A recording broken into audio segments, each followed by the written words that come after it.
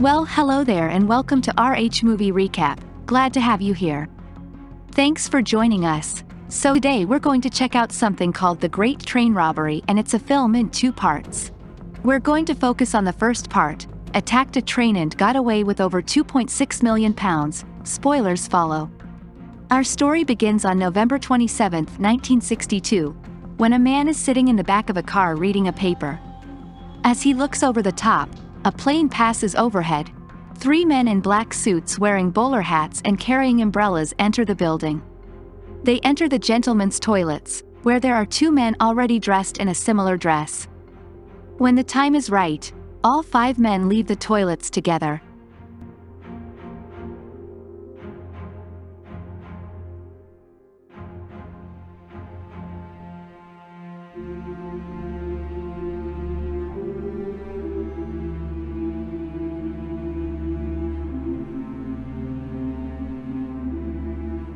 The man who calmly stepped out of the car enters, seeing the mayhem, quickly reversed towards the building.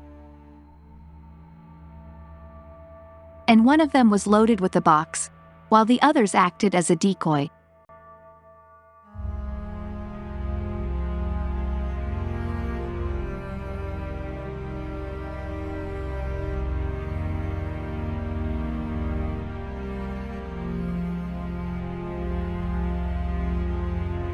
The cars make a quick getaway and escape.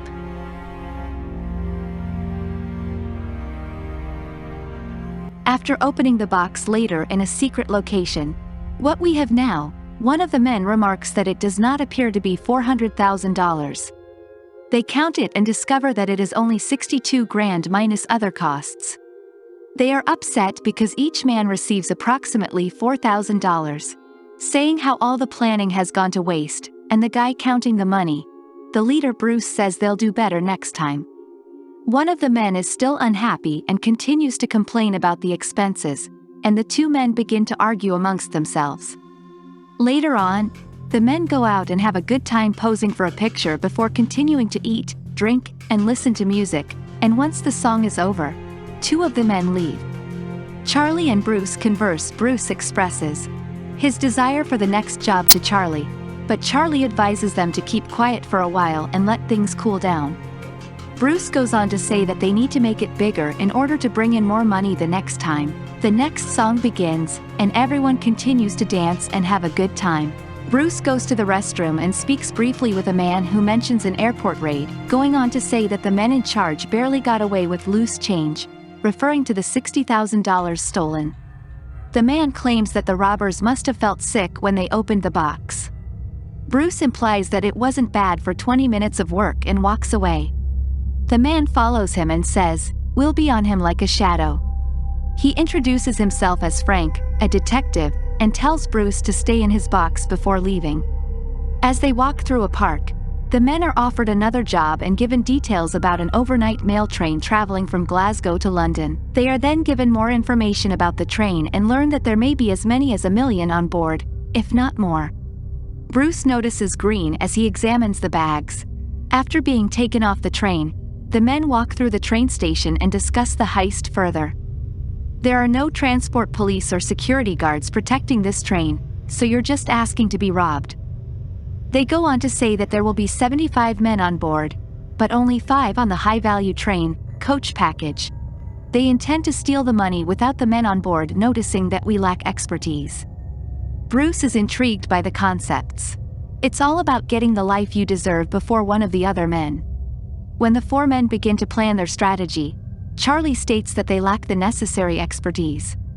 Bruce responds by saying that if they can't do something, they should find someone who can. One of the men mentions a florist in Brighton, so they go to see him and speak with 2 men. Tommy and Roger ask him if he knows how to stop a train on a track. They agree to stop the train as long as they can be a part of the job and receive a good portion of the reward. Later, Bruce and Charlie discuss it, with Bruce saying that there's enough money to go around, to which Charlie responds that the more people involved, the more likely they'll be caught. Bruce argues that they'll need extra hands to get the bags of money off the train, and without Roger, they can't stop the train in the first place, so Bruce ends by asking for a boat, to which they agree and meet with Tommy and Roger in their home. Later, Charlie discuss the plan and find a suitable location to remove the bags, a secluded location with no houses nearby. From the train, Bruce and Roger visit the tracks and survey the area, but you have to move it forward to the bridge that night. They're still there looking for the train and keeping track of exactly when it passes. They talk more about the signals and play with the lights. Later, he talks to his buddies, admitting that he has a problem. The train must stop at the bridge, but the carriage carrying the money must continue on. Now he has to figure out how would you mind awfully if we took a look around. They decide to buy a farmhouse located near the tracks where they plan to stop the train. Using the location as a base and by the farmhouse, I mean they'll secure a deposit for the place, and once they have the money they'll burn that down and escape. Bruce has given a children's book with pictures on how to ride a train. Yeah, Roger said something about simplicity earlier, so we'll see if it works. The two sneak on the train with the book and teach themselves how to drive it. They manage to get the train driving and move the carriage forward, leaving the station altogether.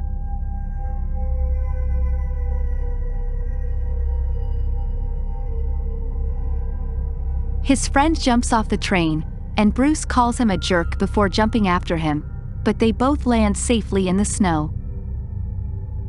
They later discuss their strategy in greater detail. If they can't drive the train themselves or find a better driver, they'll have to find a way to convince the train driver to work for him. They start arguing amongst themselves and Bruce storms out for a smoke. Bruce meets up with a friend who informs him that one of his guys from the train job. His friend tells him that he wants to help, saying that he can't drive a train himself but knows someone who can, and so Alf is introduced to the plan.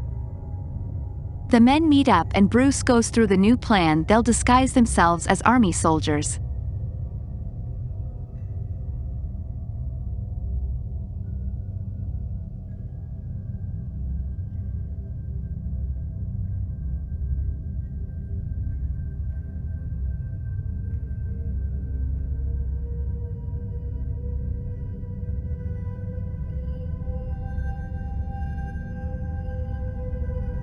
Those alarms go off but won't have any guns because they're there only for the money.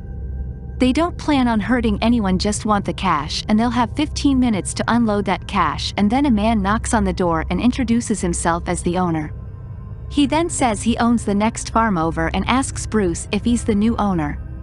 Bruce says he's just a decorator and that the owner will be back in a fortnight. Why does he have a gun? He also just saw Bruce's face, which is not going well.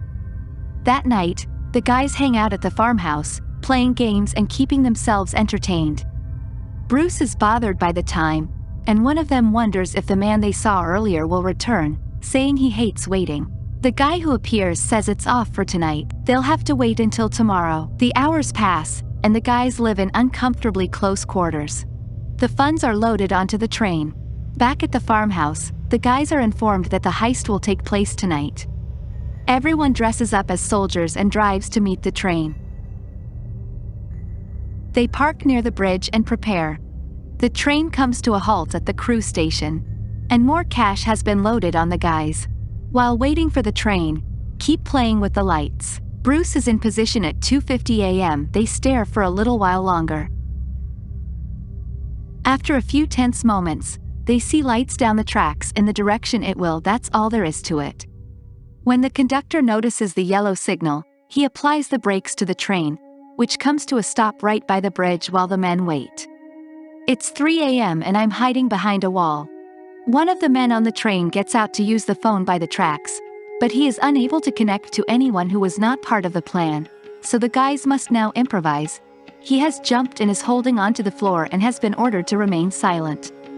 The last man is dragged from the train, and the replacement driver arrives.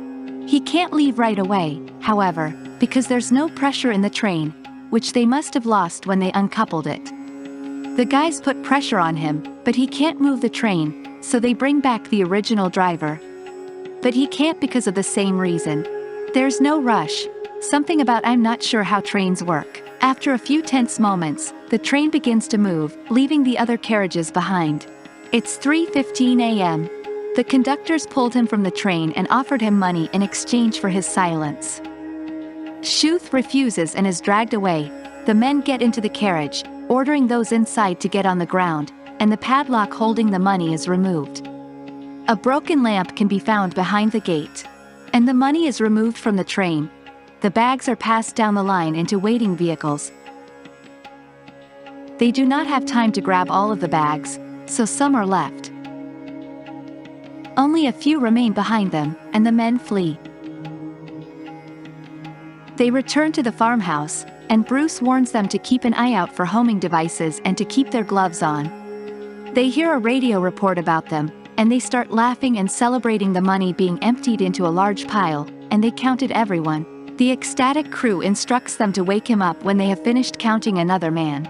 Bruce later wakes up, goes downstairs, and he's told the total amount of cash stolen is over $2.5 million. That's a lot of cash. It's all over the radio, according to Bruce. Bruce is concerned, however, because it was reported that only 100,000 were taken, and he tells himself that it is too much. Later, some men play Monopoly for real money. They're relaxing and having a good time, and the train conductor is given a 20 grand bonus. Some of the men talk about what they're going to do with the money. Bruce tells him to be quiet while he listens. Something heard on the radio. It is known that the robbers used army vehicles in the robbery, and that eyewitnesses saw the vehicles at around 4 a.m. that morning while walking down a back road. Oh, you mean the guy who owned the next farm over? They realize they can't use the vehicles now, but they continue with their original plan to stay at the farmhouse for a week. Brew claims that the authorities will be kept busy for a while with real military vehicles in the area, and that if they still have time, they'll split the money and burn any evidence that they were ever at the farmhouse. Bruce walks out the door, still listening to the radio, and notices some of the guys outside. To make the vehicle look like a brick van, painted a different color.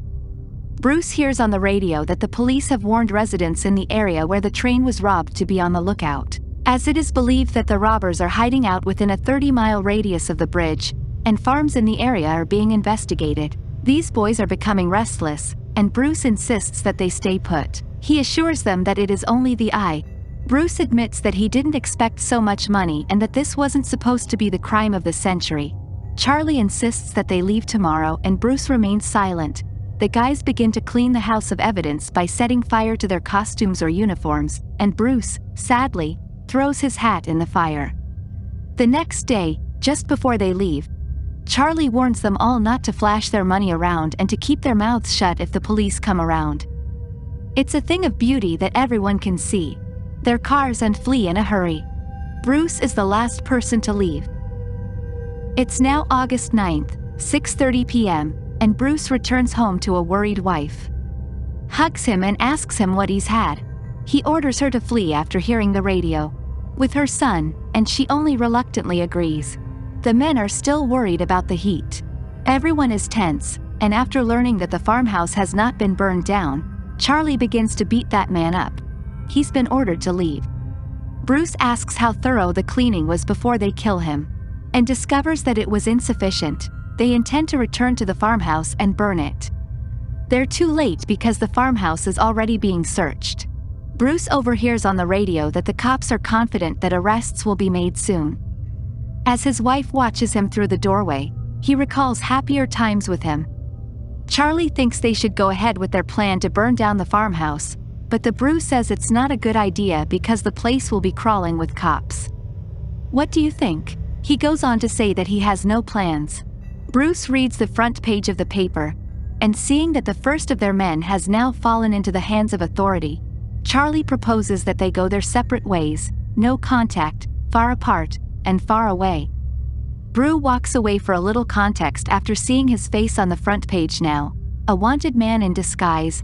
That 2.6 mil they stole is worth around 41 million pounds today, or over $53 million. Thanks for joining us for part 1. It's a story inspired by Rob Ryan's book Signal Red. Keep an eye out for part 2 at some point. Until the next time.